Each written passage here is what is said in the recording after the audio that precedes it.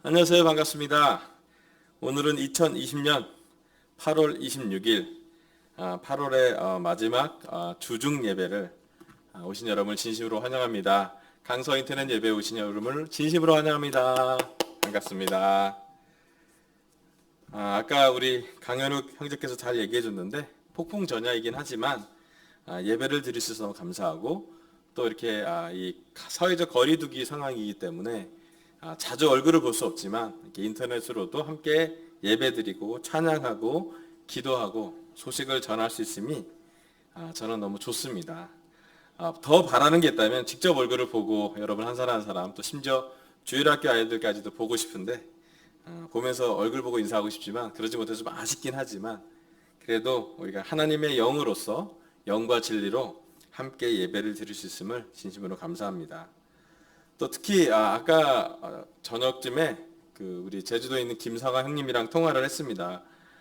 제주시하고 한라산 근처에는 좀 더 피해가 많았다고 하는데요.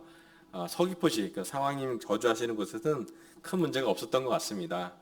지금 이제 내륙으로 좀 이렇게 서해 쪽으로 올라오는 그런 상황이기 때문에 각자 또 각 집안에서 준비를 하고 잘 대비하면 좋겠다라고 얘기를 했습니다. 또 감사한 건 또 제주도랑 계속 연결돼 있어서 제주도 우리 가정교회가 있어서 너무 감사하다고 말하고 싶습니다. 코로나19가 참 어렵습니다. 오늘도 신규 확진자가 320명이 되고 또 뭐 교회 집단 감염이 되고 또 뭐 N차 감염이 되면서 점점점 이렇게 정부도 고민을 하고 있지만 오랫동안 벌써 2월부터 지금까지 6개월 이상을 코로나 때문에 좀 많이 지침이 있고 피곤함이 있고 또 6월, 7월, 8월은 3개월 동안 장마 또 집중호우 때문에 또 피로감이 있는 상태에서 지금 태풍까지 온 거 보면 참 올해는 정말 어려운 시기라는 생각을 하게 되었습니다. 우리 이렇게 어려울 때일수록 서로 기도하고 또 서로 전화 통화하고 서로 격려주면서 하나님이 바라신 게 뭔지를 한번 생각해 보면 좋겠습니다. 지난 주일에는 정서적으로 건강한 영성 7번째로 자기인식에 정직하자는 말씀을 전했습니다. 사탄이 예수님에게 광야에서 40일 동안 금식한 예수님에게 했던 두 가지 시험, 성과를 가장한 거짓자, 내가 하는 것이 곧 나다라는 그런 것과 내가 가진 것, 소유를 가장한 거짓자를 요구를 받았던 것을 설교했고요. 오늘은 그 설교에 이어서 설교를 하도록 하겠습니다. 슬라이드를 좀 넘겨주세요. 네, 잠시만 기다리겠습니다. 기다리면서 좀 말씀을 전하면요. 요즘 이렇게 서로 기도하면서 서로의 기도를 주고받고 기도에 소통을 하는 것이 저에겐 참 중요하다는 생각이 들었습니다. 개인적으로 그렇고 또 자주 얼굴을 못 보더라도 서로 우리가 얼마큼 많이 기도를 통해서 연결될 수도 있는지 또 기도 리스트를 보면서 어떻게 이렇게 연결이 되는지 조금씩 친해지기도 하고 또 어떨 땐 기도 리스트 왜 있는 거 말고도 더 기도하게 되는 것도 있습니다. 예, 그래서 이렇게 화면이 나왔네요. 자, 온라인 예배 우리가 공지사항 올려놨으니까 계속 보시면 좋겠고요. 오늘 제 말씀은요. 정서적으로 건강한 여성 8번째 거짓 자아에서 참 자아로 에 대해서 말씀을 전하도록 하겠습니다. 누가복음 4장 9절에서 13절까지 제가 한번 읽어보겠습니다. 누가복음 4장 9절입니다.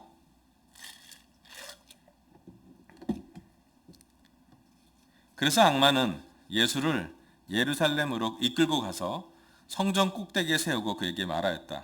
내가 하나님의 아들이거든 여기에서 뛰어내려 보아라. 성경에 기록하기를 하나님이 너를 위하여 자기 천사들에게 명해서 너를 지키게 하실 것이다 하였고 또한 그들이 손으로 너를 떠받쳐서 너희 발에 돌이 부딪히지 않게 할 것이다 하였다. 예수께서 악마에게 대답하셨다.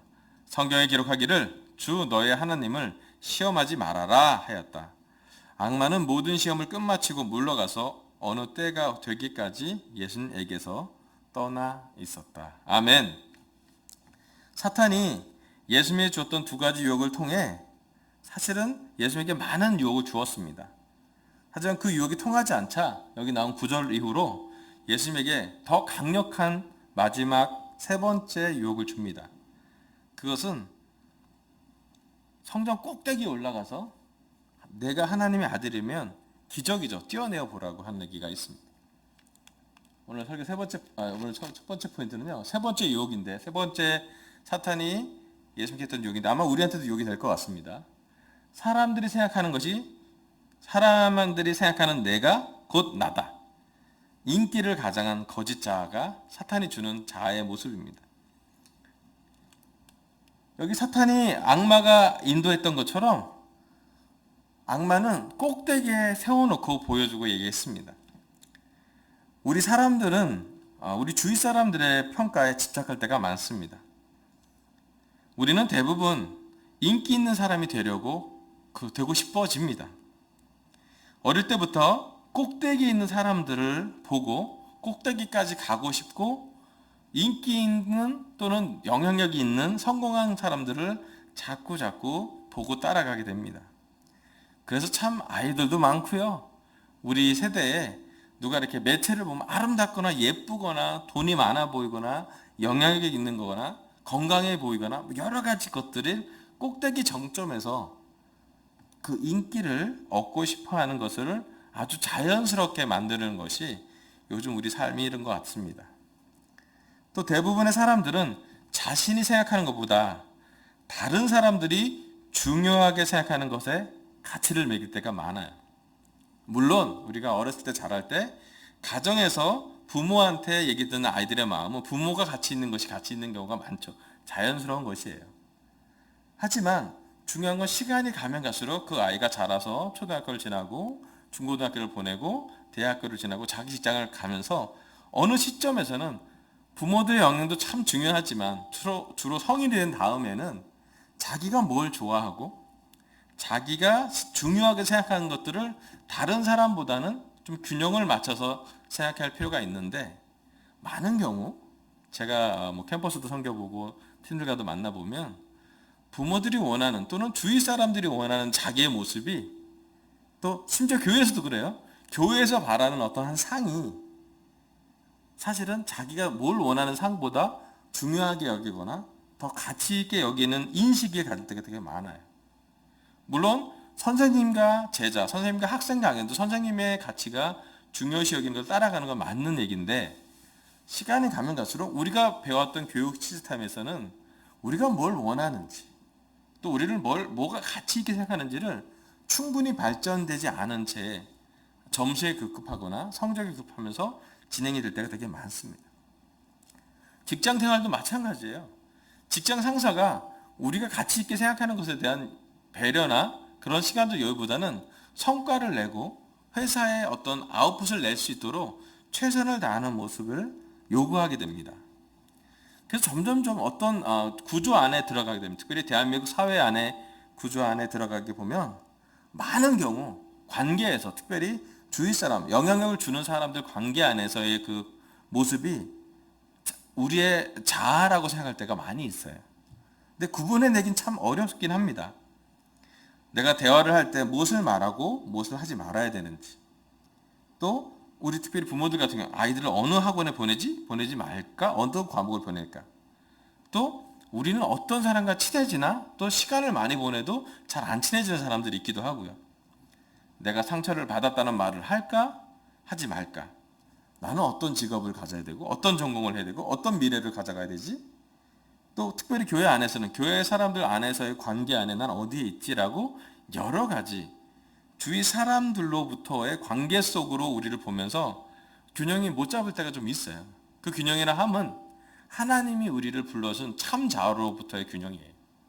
그러니까 주위에서 형성되어진 또는 인기 또는 여러 가지 주위 사람들의 어떤 관계의 다이내믹 속에서 있는 나도 중요한데 내 모습 안에 하나님이 준 참 자아가 있고 약간의 겉의 모습, 거짓 자아가 있는데 내 주위 사람들이 요구하는 나로서의 나를 정의 내릴 때 우리는 좀 혼돈스러워집니다. 우리의 자아상은 사람들의 칭찬에 하늘로 솟구쳤다가 또 사람들의 비난에 다시 바닥으로 내동댕이 쳐집니다. 사실 실제로 그러세요. 많은 연예인들이나 최근에 또 여러 잘못된 선택을 하시는 분들을 보면 사실은 인기가 하루아침에 너무 좋았다가 하루아침에 너무 내동댕이 칠 정도로 냉혹한 큰 현실을 보게 됩니다. 참된 자유는 사람들에게 특별한 존재가 되어야겠다는 마음을 조금 내려놓는 것들부터 시작됩니다. 자신이 사랑스럽고 괜찮은 사람이라는 것을 다른 사람의 인정을 통해 꼭 무조건 모든 사람의 인정을 통해 얻을 필요는 없다라는 생각입니다. 우리는 사람들의 인정을 받고 싶은 불건전한 욕망의 덫에 사로잡힌 채 가식적인 삶을 살아가기 쉽습니다. 불건전한 욕망의 덫이라고 표현했는데요. 그 덫이라는 게 하나 걸리면 몸부림칠수록 더 가깝게 쥐어오는 것이 덫의 기능이기도 합니다. 우리가 세상을 살다 보면 죄의 덫도 있고 유혹의 덫도 있고 사탄이 또는 우리 주위에 나의 성품으로 말미암아 생겼던 크고 작은 덫의 올가미들이 많이 존재하게 됩니다. 또 가끔은 의식조차 못하는 사이에 거짓 자아가 우리 인격의 한 부분을 떡하니 자리 잡고 있을 때도 있습니다. 그 결과는 거짓 자아가 많이 있을 때 어떤 일이 벌어지냐면 두려움과 자기 보호, 소유욕, 남을 조종하려는 마음, 자기 파괴적인 성향, 자기 과시욕, 방종과 교만, 또 남들보다 튀려는 모습 등으로 드러나게 됩니다.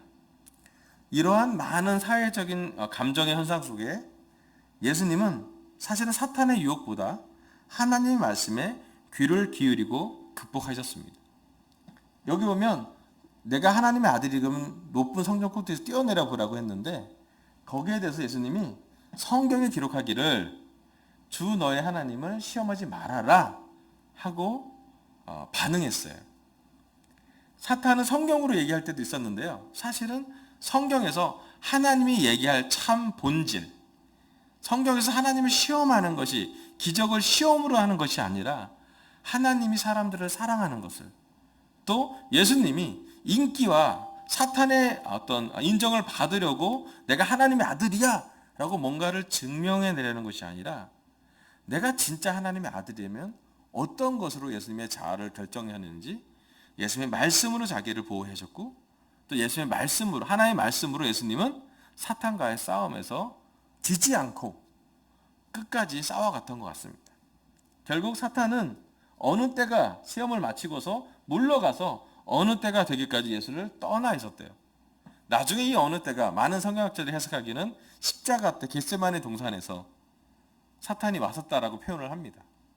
아마 그 3년 동안의 시간은 아마 사탄이 떠나 있고 예수님이 성령에 이끌려서 정말 많은 사람들에게 정말 하나님의 아들로서 해줄 수 있는 많은 말씀들, 또 하나님의 아들로서 전할 수 있는 메시지, 또 기적, 사람들을 만지고 같이 사람과 호흡하고 같이 자고 같이 마시고 같이 말씀을 전하고 그런 모든 시간들을 보내면서 육신을 갖고 있지만 하나님의 아들로서의 참 자아의 모습을 갖고 있는 것을 보여줍니다.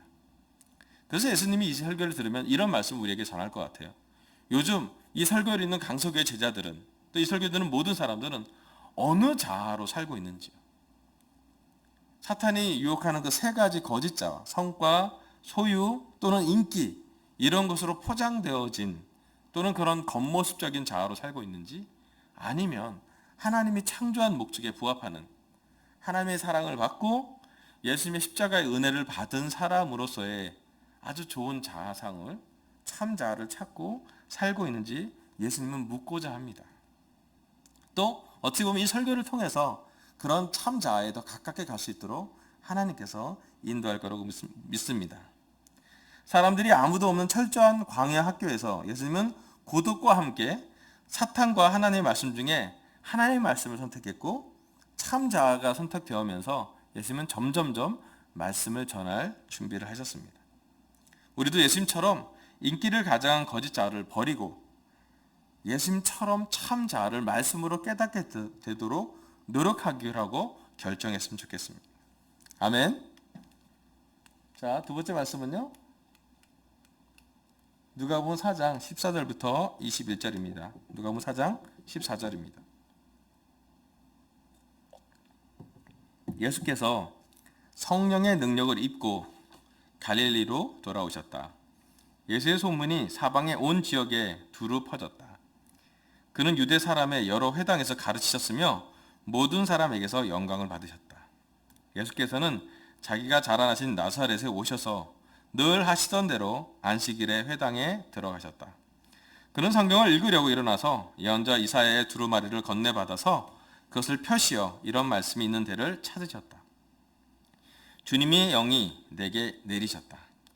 주님께서 내게 기름을 부으셔서 가난한 사람들에게 기쁜 소식을 전하게 하셨다.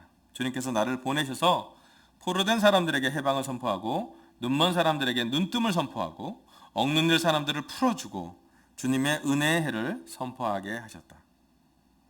예수께서 두루마리를 말아서 시중드는 사람에게 되돌려 주시고 앉으셨다. 회당에 있는 모든 사람의 눈은 예수께로 쏠렸다. 예수께서 그들에게 말씀하셨다. 이 성경 말씀이 너희가 듣는 가운데서 오늘 이루어졌다. 아멘. 예수님은 광야에서 40일 동안 금식하고 훈련받은 광야 훈련을 마치시고 난 다음에 바로 갈릴리로 돌아오셔서 말씀을 전하기 시작합니다. 근데 제가 이 구절을 보면서 가장 와닿는 부분은 뭐냐면 성령의 능력을 입고 갈릴리로 돌아오셨다는 거예요. 예수님은 성령님의 인도로 광야에 가셨어요. 누가는 그렇게 기록하고 있습니다.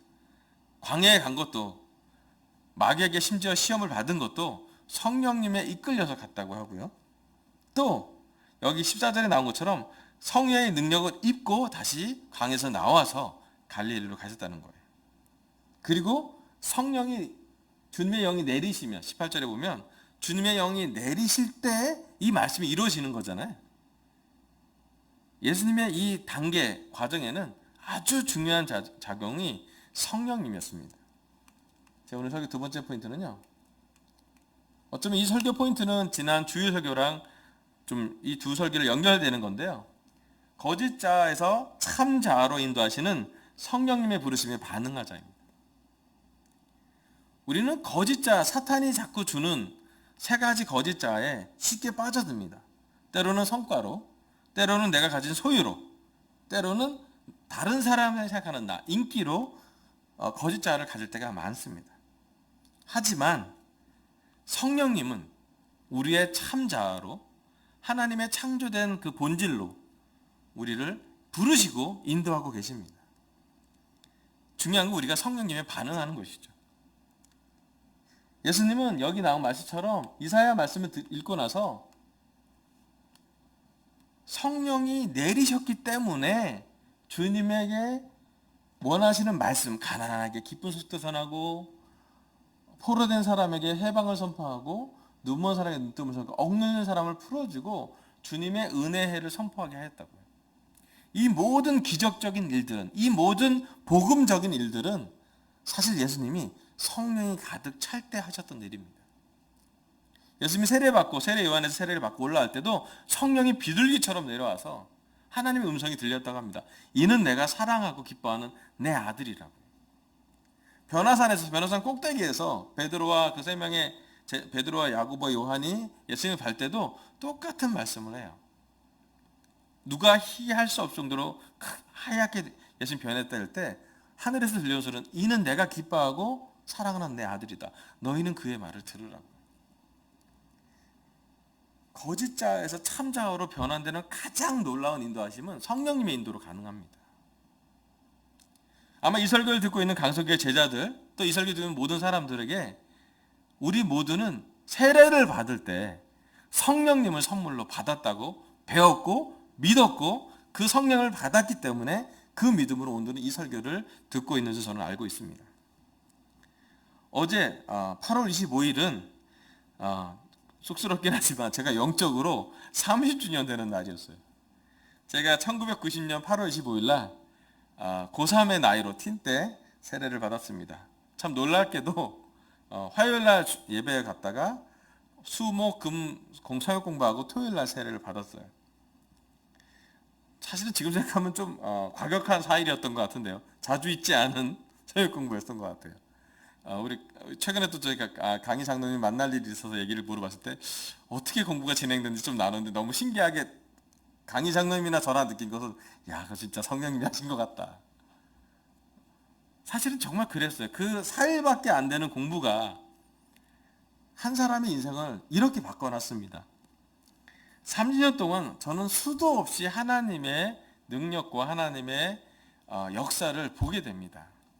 물론 그 과정에는 늘 항상 느끼는 게 나는 왜 이렇게 믿음이 적지? 나는 왜 이렇게 하나님 보시기에 못난 사람이지? 나는 왜 자꾸 죄를 짓지? 이런 시간은 많이 가졌지만 제가 봤던 모습은 제가 죄를 지음에도 불구하고 제 주위에 누군가를 새롭게 도와줬고요.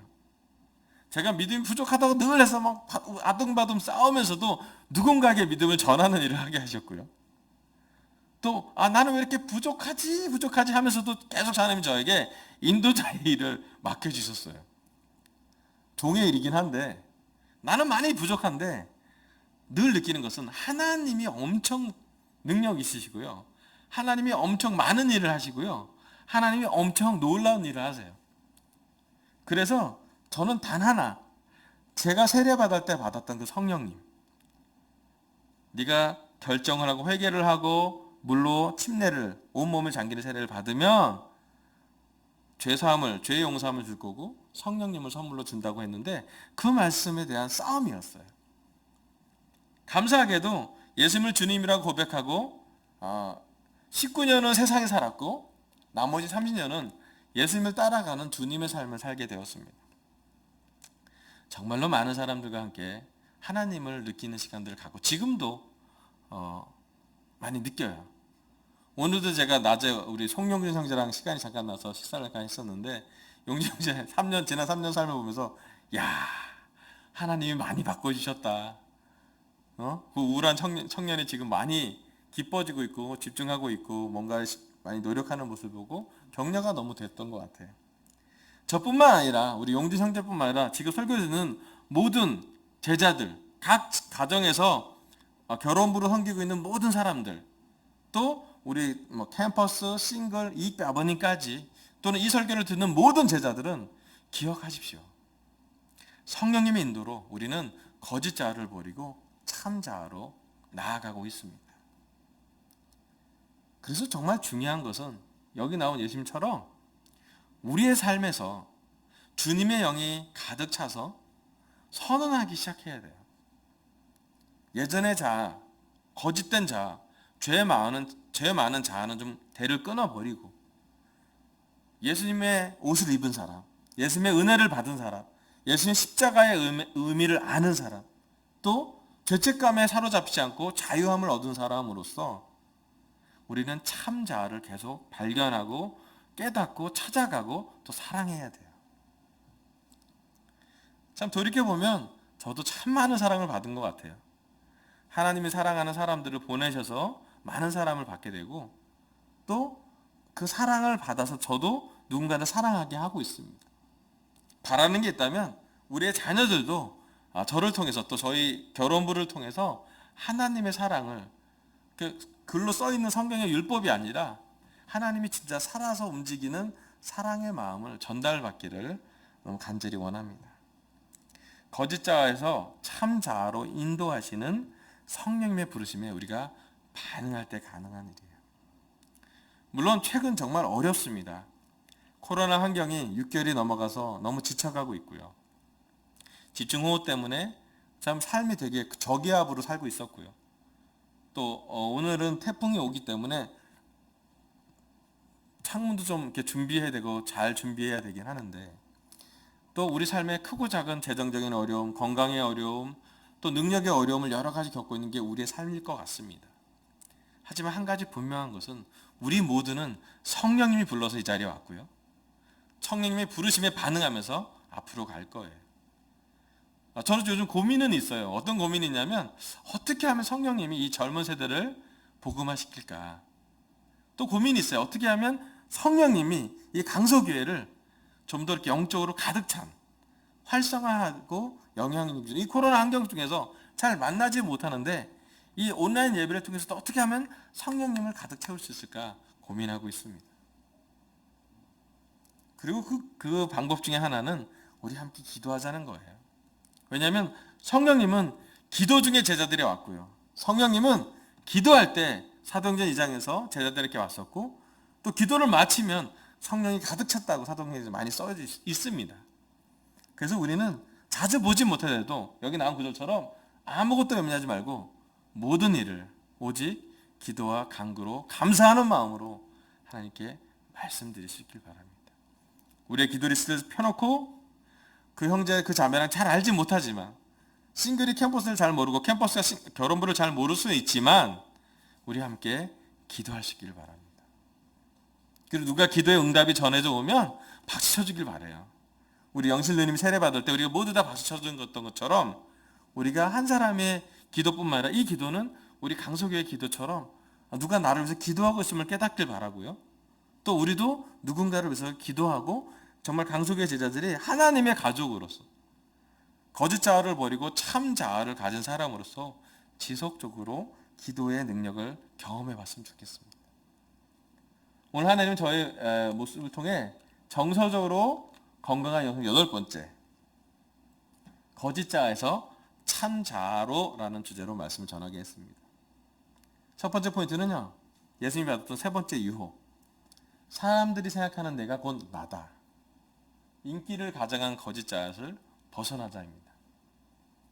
인기를 가장한 거짓 자아를 버리고 예수님처럼 참 자아를 깨닫고 사탄의 유혹에 집중할 게 아니라 하나님의 말씀에 더 집중하시기를 부탁드리고 싶습니다. 두 번째는요. 거짓 자아에서 참 자아로 인도하시는 성령님의 부르심에 반응합시다. 어쩌면 지난 주일 설교부터 지금까지 하나로 이렇게 쭉 돌아오며 예수님은 성령님의 인도하심으로 광야에 가셨고 성령님의 인도하심으로 사실은 하나님의 일을 완수하셨습니다. 또 그 성령님이 2000년 전에 그 말씀을 기록해놨던 성령님이 지금 이 설교를 듣는 모든 제자들의 마음속에 살아 움직여서 역사하고 있습니다.